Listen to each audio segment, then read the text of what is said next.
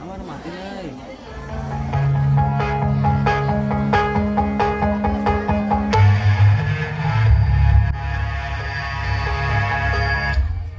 सारखे चिटकून बसले सातबाराला सावकार आणि भुजगावल्यासारखं उभं आहे सरकार. आभाळ वाटते सावध राहिलं. दुष्काळाचं कोरप फणकत चाललंय आणि शेतकऱ्यांसाठी कोलवाडे बांधायचं ठरवून सरकार शांत झोपी गेलंय. देश नाहक होण्याचे स्वप्न बघण्यासाठी खिचडीसाठी शाळेत जाणाऱ्या पोरानं चोरून आणलेले 2 घास खाताना त्याच्या बापाला अभिमान वाटावा पोराचा का स्वतःच्या जगण्याची लाज.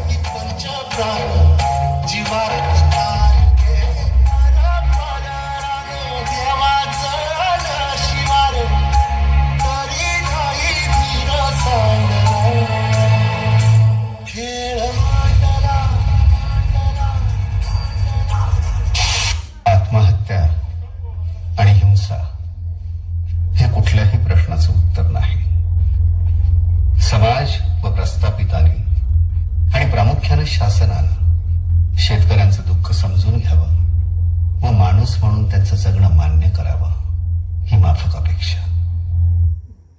ऐकताय हो, पदवीधर लय झाक दिलीये राव.